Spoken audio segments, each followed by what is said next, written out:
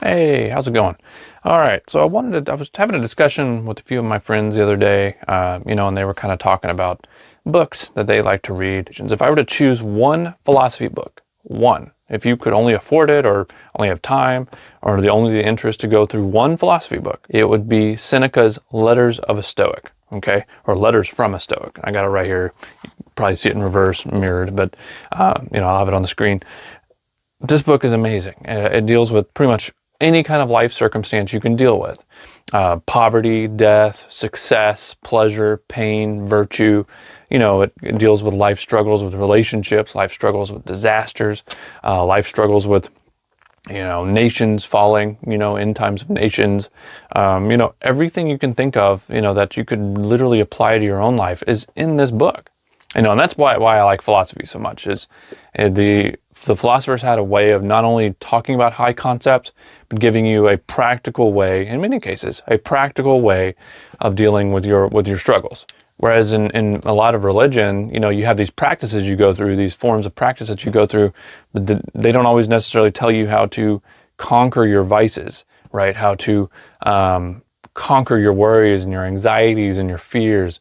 A lot of religion doesn't tell you how to do all that, right? It doesn't tell you how to treat others, right? Despite it being in the Beatitudes of Jesus, right? And all these other spiritual teachers, they don't necessarily, in the religion itself, teach how to practice that.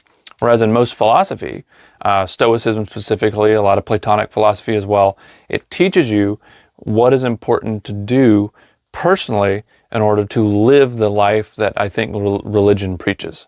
And that's why I fell in love with philosophy, was the practicality of it, the ability to practice what is preached, right, in a very practical way.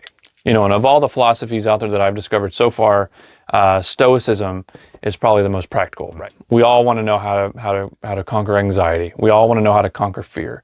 There's a lot of crazy things going on out there today, right? But we need to know how to conquer it, right? We need to know how to, deal with that hard relationship that we might not necessarily know how to handle it. So Stoicism seems to have the answers as far as that goes, on how to deal with those hard circumstances. And we all go through hard circumstances. Seneca talks about that. We all deal with it. It's inevitable, right? It's fated. Okay, the heavens above. We have been put here on this earth to endure struggles, to endure trials. Seneca uses the phrase, meet them head on, meet those challenges head on, because that's why they're there. They're there for you to conquer them. They're there for you to meet them. They're there for you to overcome them and strengthen yourself through them. And from a Christian perspective, Seneca reminded me a lot of the Apostle Paul, meeting trials head on, and various different quotes. I was like, am I reading, the Stoic version of Paul here? He has a very direct way of saying things, but I would say he's more straightforward than Paul. Okay, Paul in the epistles of Paul, it can be kind of confusing as far as theology. That's why there's so much disagreement in the New Testament on how to practice, is because a lot of what Paul said was spoken verbally, right? Was spoken outside of those letters, of those epistles. So we don't really know what Paul was instructing most of the apostles or the preachers or whatever that he was instructing. So we only have his words, and those words can seem contradictory to a lot of the New Testament.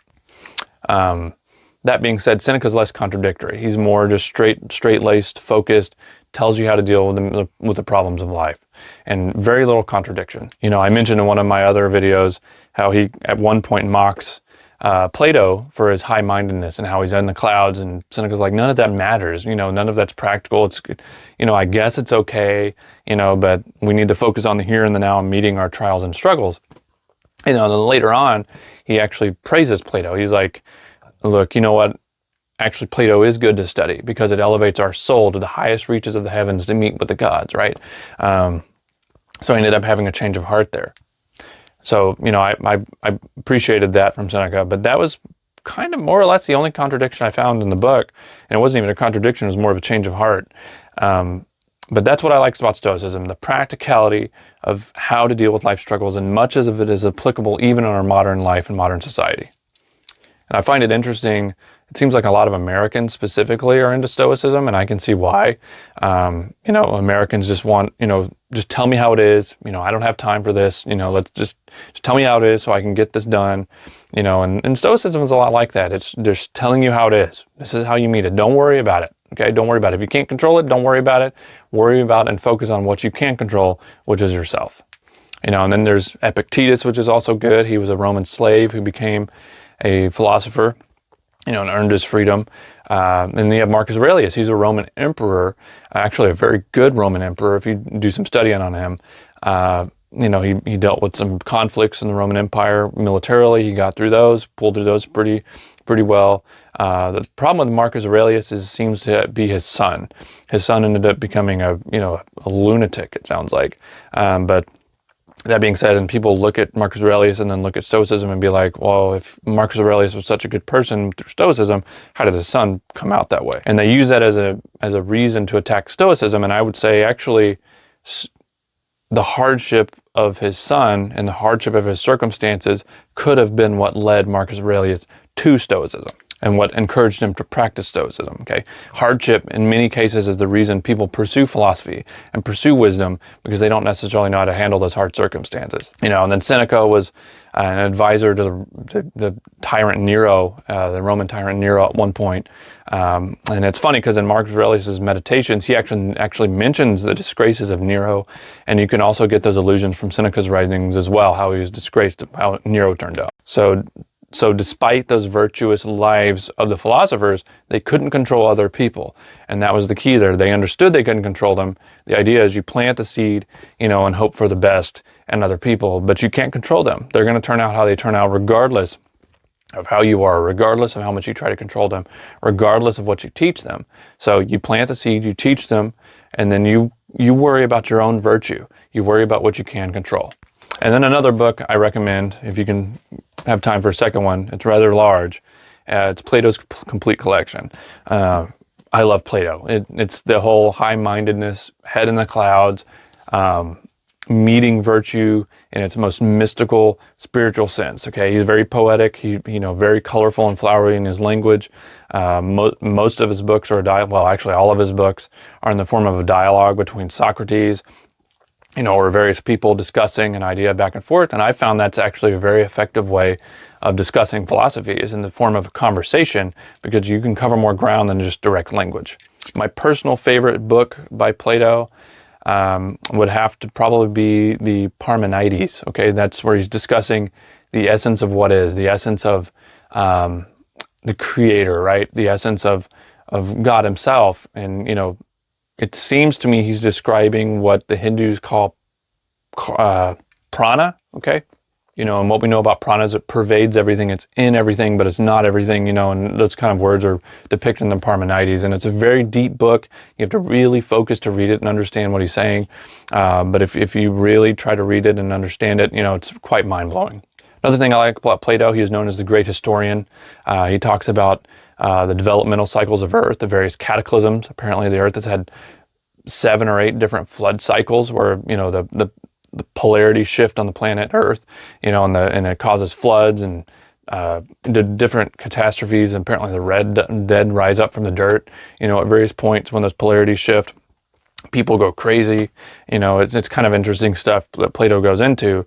Some people say it might be allegorically, but it doesn't seem like what he's talking about is allegorically, because he talks about how he got this information from other philosophers who handed this information down to him from various books they read on the history cycles of the Earth. If you want to hear about the history of Atlantis, look up the Timaeus. Okay, the Timaeus is actually a very good book. He describes the exact dimensions and details of Atlantis. People are actually think they've discovered Atlantis in, I believe, the Sahara Desert on the Ricket structure. I've looked at images of that. It actually seems to really match the description Plato gave of Atlantis. And there's even evidence that a tidal wave washed up on it, which would match up with the description of how Atlantis perished through a massive wave. So it's very possible. Plato's Republic, very famous book. A lot of people know about Plato's Republic. He goes into the ideal form of government. on not only how people should act within the government, the citizens, but how the leaders should lead, not only with virtue, but with equity and fairness, and allowing for maximum liberty, but at the same time, obeying authority, how those two things, there's a fine balance there on how to properly govern. It goes into various cycles of government, what generally happens whenever, people become tyrants, okay? And actually, he says out of tyranny, freedom comes out of tyranny, and tyranny comes out of too much freedom, okay? It's like a cycle. And then, after a republic, I recommend you read Statesmen and Laws, okay? That's like the triune trifecta, so to speak, of Plato's books on how to govern, and how to live as a good citizen, and, the ideal form of government. And I believe, if you look at specifically the U.S. Constitution, I'm an American, okay? So if you look at the U.S. Constitution, it seems like a lot of the stuff written in that, and what the forefathers believed came from a lot of the ideas of Plato. But yes, there's a lot of good books here. It's probably 30 Plato's writings. I'm not really sure how many he wrote. There's the exact numbers on the back of this book here. You can get both these books off Amazon. I highly recommend it. Great reading. Two completely different philosophies that agree on the matter of virtue and practicing virtue, and striving for wisdom. Both are great. Both go into their evidence on who they believe God is, right? Which I find interesting. Every philosopher I've read, minus the modern ones, okay, they seem to describe God as if you cannot deny the existence of God, which I find interesting considering where most of our philosophy has gone today. But that being said, all the philosophers I've seen have really focused on God, okay, and the gods above. And if you know these societies, they were very religious societies they came from. To say Stoics or Platonists were atheist or agnostic or deist or whatever was in my view false. So if you want to get your head in the clouds and really discuss very deep philosophy, go Plato. If you want to know how to deal with the circumstances of life, go Stoicism, okay? And then both of those philosophies blend into other philosophies, all the way throughout the Middle Ages and the Neoplatonism, and you can even get some Kabbalah in there if you want to go the more mystical occult route. And then you also have, Rene Descartes. He actually reminds me of a lot of what Plato had to say as far as the first cause of thought and that kind of stuff. And you can, there's threads of these philosophies all throughout history. So I recommend you start with Plato or Stoicism and then read both if possible, and then go from there. And you'll not only get a lot of good philosophy and good perspective on different viewpoints that led into Christianity, okay, but you'll also get a lot of good practical advice on how to deal with life and become a better person. And that's what we all need today, is to become a better person, love others, and hopefully we can get out of the crazy times as a society. I recommend, Plato. I recommend Seneca. A lot of people have read Marcus Aurelius' Meditations, but if you haven't, definitely read that up. That's very quick little paragraph excerpts that you can quickly read through and get kind of an overarching view of Stoicism. But Seneca, if you want something very detailed that takes a little while to read, and the book I showed you was roughly 250, 300 pages, of Seneca's various letters, hundreds of letters he wrote. I recommend you read that. It's very detailed, and he was the father of Stoicism, more or less. One of the original guys under Stoicism. So you want a good idea of Stoicism, you read Seneca, his Letters of a Stoic to Lucilius, and read Marcus Aurelius, his Meditations, and then read the various writings of Epictetus. And those three guys would give you a good foundation of Stoicism, not only the philosophy, but how to live a better life yourself. Thanks, guys. Don't forget to like, subscribe, leave a comment below. Let me know your thoughts, any book recommendations you have. Maybe I can talk about those. I love philosophy. I love to read it. I love to talk about it. So let me know your thoughts. Thanks, guys.